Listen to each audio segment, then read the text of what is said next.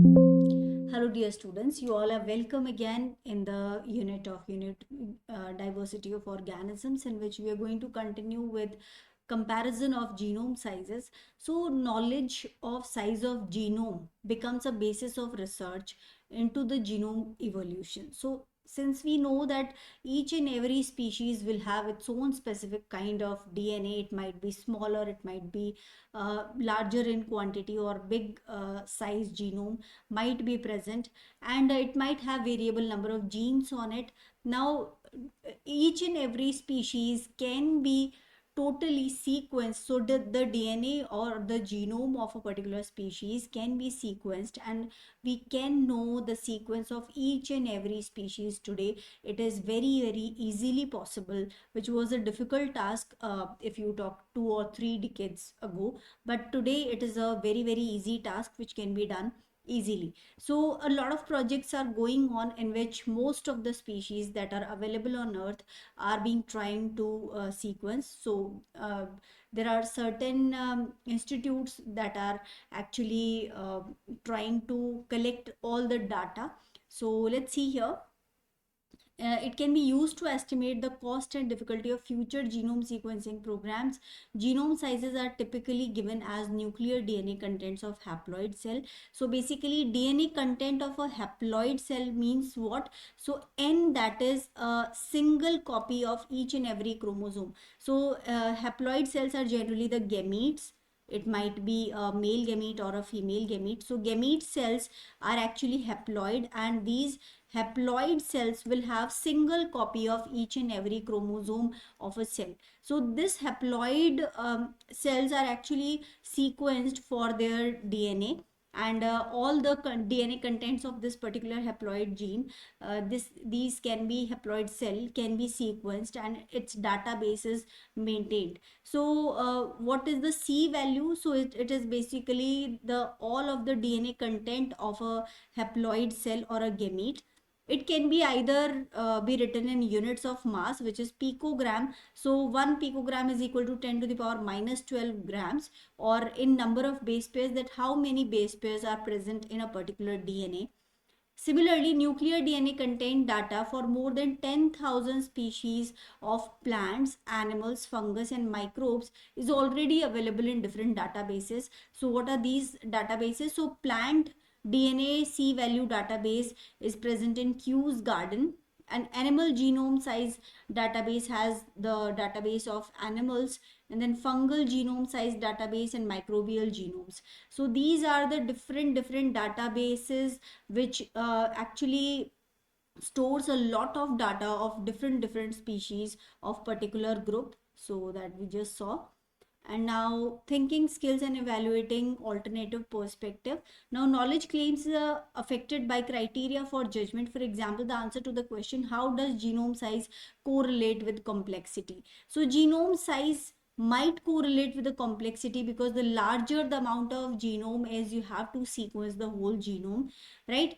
But you cannot judge on the basis of the size of genome that what is the complexity exactly, because certain genes or certain genomes might have multiple genes, while others might have a lot of DNA which is non-coding. So Daniel M. McShaw, a paleobiologist at Duke's University, quoted in Scientific American, discussed the problems complexity. It is not just that they don't know how to put the number on it, they don't know what they mean by the word. For example, plants are metabolically more complex than animals. Now how plants are metabolically more complex than animals? So if you compare a plant cell and an animal cell, even if the plant cell might have a smaller genome, but it is having more metabolically complex reactions, because in addition to all of the reactions that are taking place in animals, not all but most of them, in addition to that, the photosynthesis process is also taking place in plants, which is absent in animals. So that shows that plant cells are metabolically definitely more complex than animals. Next is multicellular organisms. They have diversity of cell types. For example, if you see a unicellular cell, for example, if you see an amoeba, It is a single cell, and all of the things, all the DNA that is present, all of the genes that are being expressed are expressed in the single cell, whatever it is. But here, if you take in multicellular organism, for example, a human being, so human beings have different organs present. So brain is functioning in a different way, and it has a certain different set of cells present in it. Similarly, heart, or your hands, or your eyes, your ear, everything is a complex system. So in multicellular organisms, there are many different kinds of cells present, and each and every cell has certain different function. So different sort of genes are expressed in different sort of cells that are present. So now each and every cell has same DNA, but the genes that are being expressed are different in different cells. So basically, so for example, if you take an example of, if this is suppose an egg cell, okay, and suppose for example this is cell of your brain, or it is a neuron. Okay, if you say it's a neuron cell, so which actually sends the impulses, whatever it receives from outside to the brain. So that is the function of a neuron cell, and this is an egg cell. Or suppose for example it is a cell of the ovary.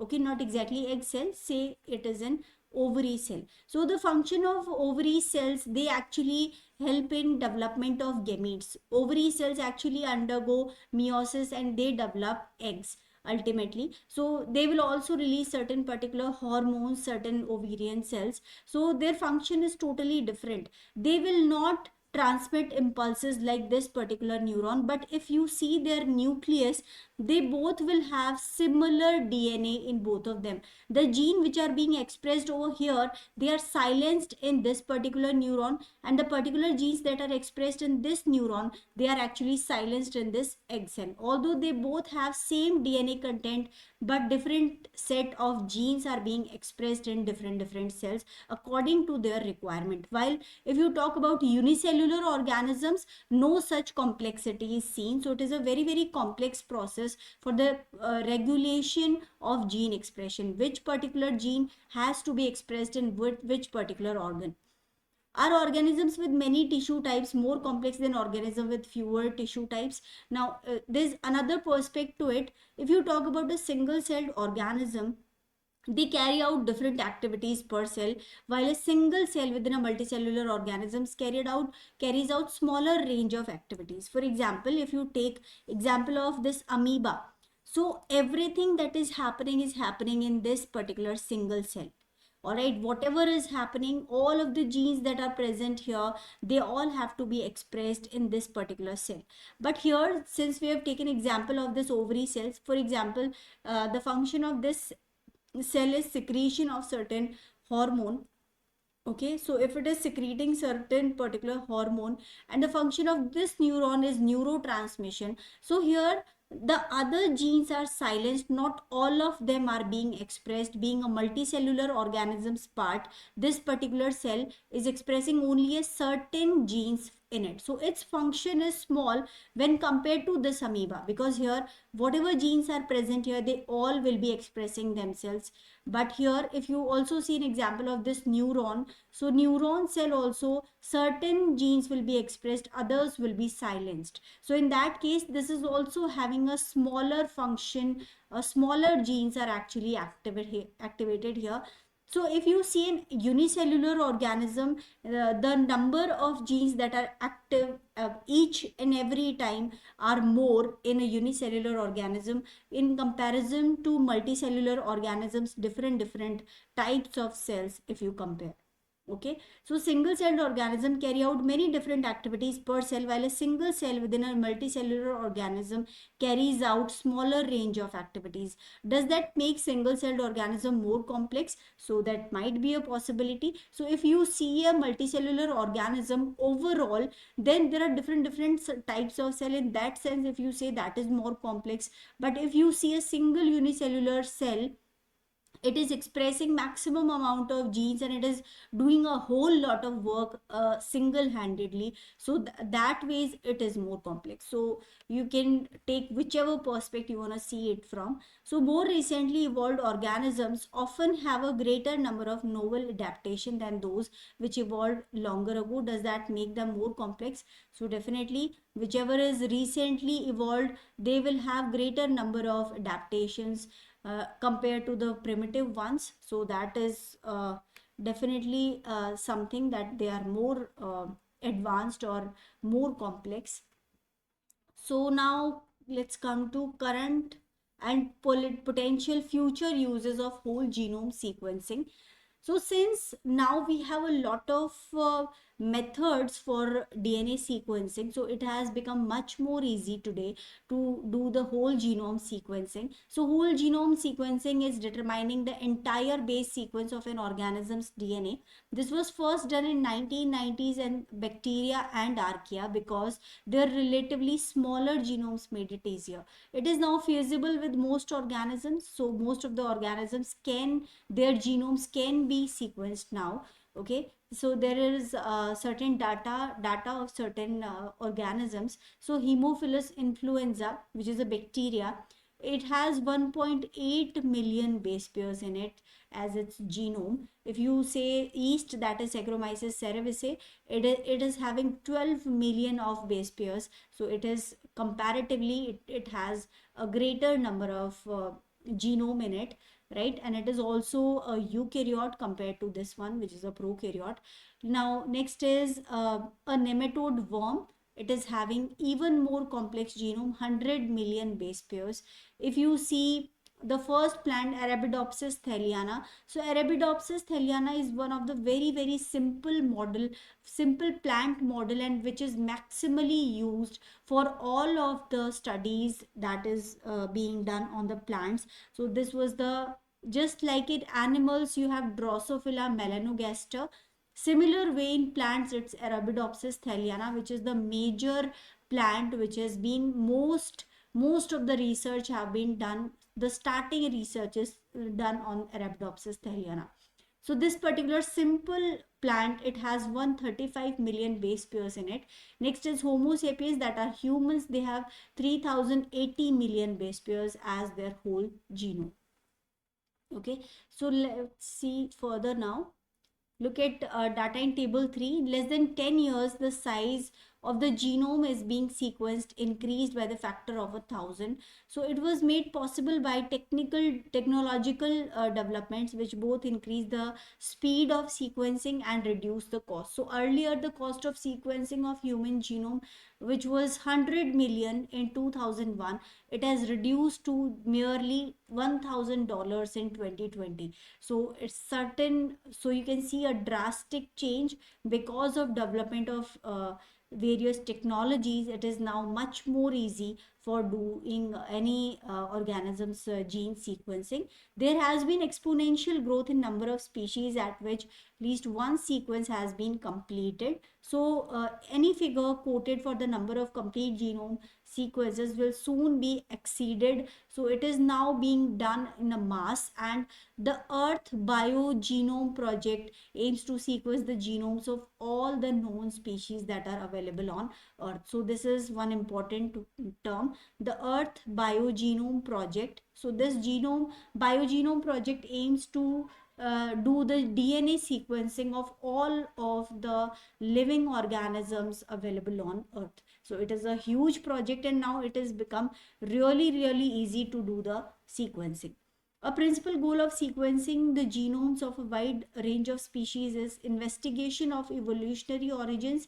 Comparison between genomes allow researchers to identify relationship between species. So it is much more easy to compare the genomes and find out how much close two organisms are in evolutionary terms. If their genomes is very much similar, that means they are closely related, and if their genomes are very different from each other, that means they are very farther away.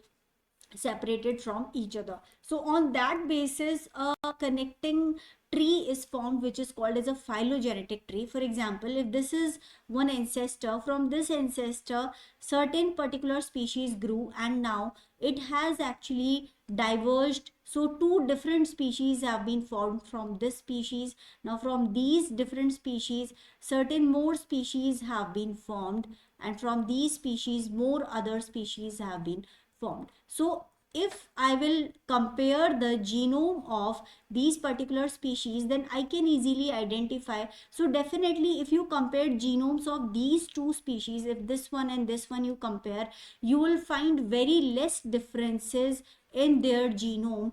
Whether if you particularly compare this one with this particular one, so if we'll compare these two, there will be much more differences in their genome, so that basically means they are not evolutionarily connected, they are very farther away. So they both shared a common ancestor, which was this one, right, which has been left way before. So it might have taken millions of years from this one to reach up to here and to reach up to here.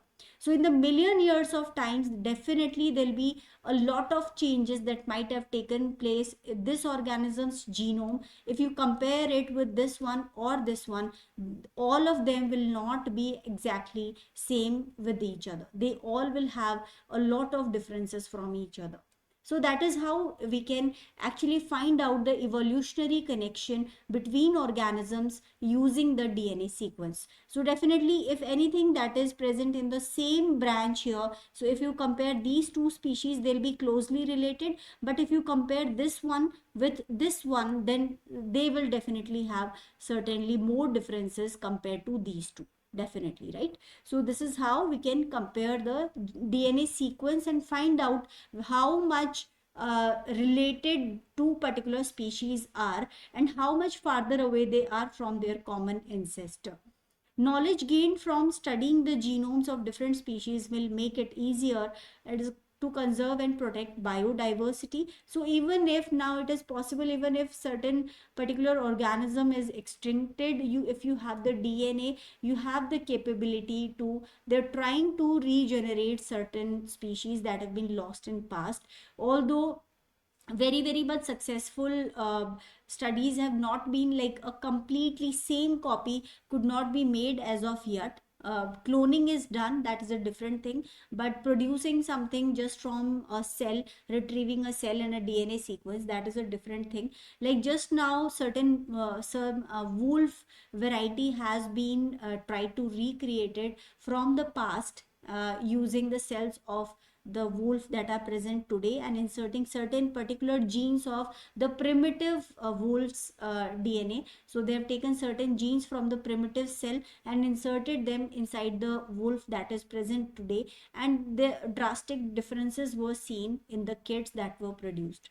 So research into genomes of pathogenic bacteria and viruses will help in controlling and prevention of infectious diseases caused by these organisms. Okay, so this can also be identified.